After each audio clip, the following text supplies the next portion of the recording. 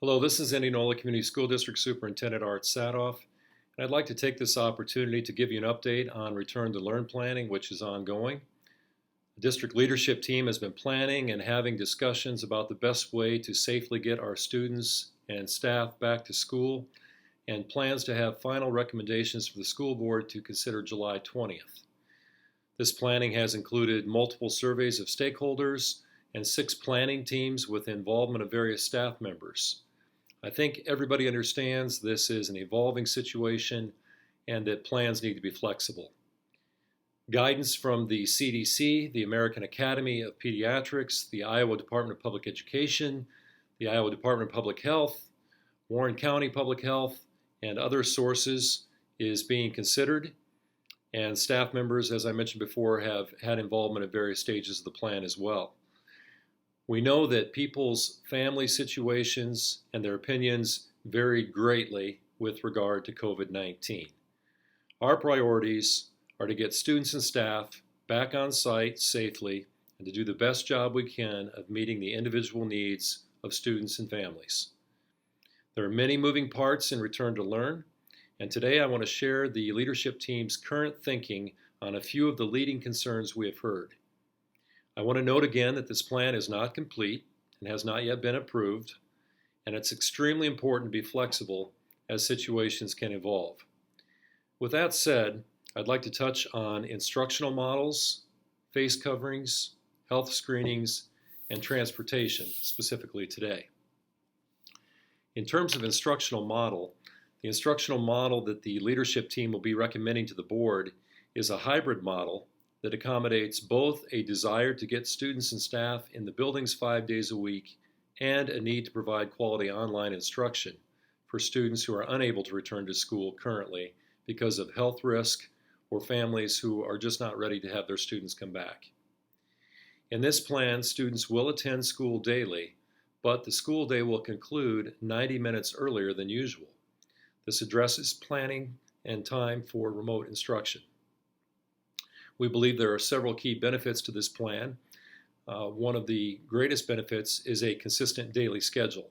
We believe this will help our families with work and child care concerns, and it also will provide a consistent schedule for students. Meals being served each day is a benefit. We know that food insecurity is an issue in Warren County, and that would be one of the great benefits of having students in school each day. Also, if future needs require us to make a transition to remote instruction, or if we get to that point where we can have all day, every day back on site, then we believe that this early hybrid model will prepare us well because it will get us back in the groove for both of those things. And as I mentioned previously too, we believe that this model will provide adequate time for teachers to provide a quality online program. There will be challenges with this plan, as there would be with any plan, such as scheduling logistics within the buildings, reduced face-to-face time at first, and the work that's required to focus on essential standards with reduced class time. Parents will be required to notify principals about the delivery model that their students will be using on-site or remote, and they will need to stick with that model for a given period of time. At some point, assuming that there are not developments that prevent it, the school will move to full-day on-site instruction. For example, we may make the decision that at the end of the first quarter, we'll be going to full-time on-site instruction. Now, students that could not return due to documented health reasons at that point would still have some sort of online option. Let's talk about face coverings. This is a much discussed topic. It is still an open issue. In my June 29th video update, I shared that we were planning on recommending face coverings allowed but not required. As the summer has progressed, there have been widespread spikes in virus activity. There have been positive tests in the community and in local and area sports teams as activities resumed.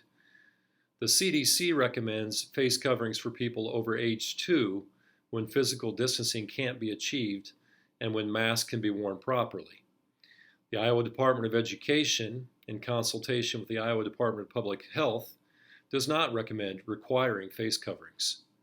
The American Academy of Pediatrics says that younger children are less likely to contract and spread COVID-19, and that the benefit of wearing face coverings for younger students must be weighed against the harm of increased touching of nose and mouth through wearing masks.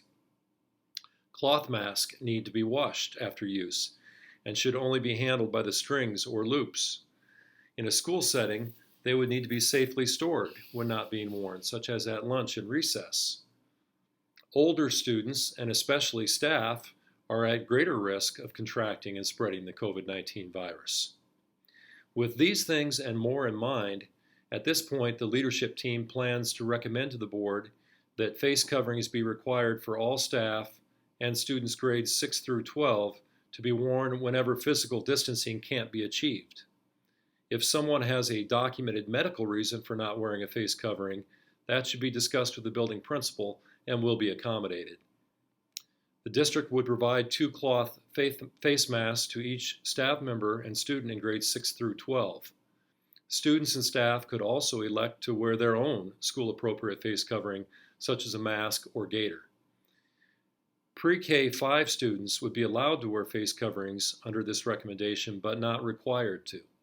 Pre-K 5 staff would be required to wear face coverings, and there could be instances when a face shield would be worn instead of or in addition to a mask. In terms of transportation, all bus riders may be required to wear face coverings since physical distancing is very difficult on a bus, and students riding the bus are confined in one limited space for an extended period of time. Face coverings will allow the district to have normal ridership numbers. If the number of riders per bus is limited, then a number of students currently being transported to school would have to walk.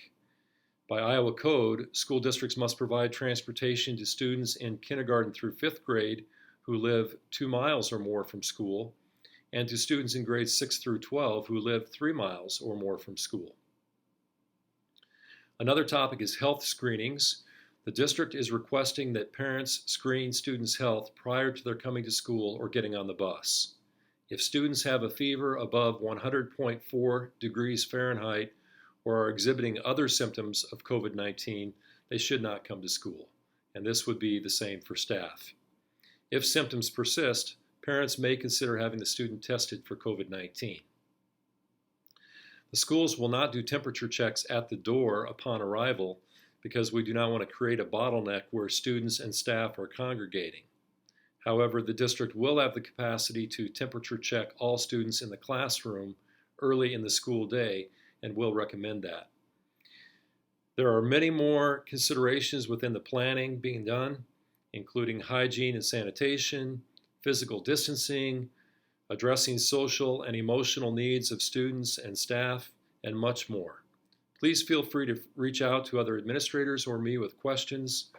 Our goal is to provide the best education possible in the safest manner possible for all of our students, beginning August 4th for Irving Elementary and August 25th for our traditional calendar school buildings. Thank you to parents and staff. Please reply to the very brief follow-up survey that's being sent with this message, and we'll continue to work on getting students and staff back safely as soon as possible. Thank you.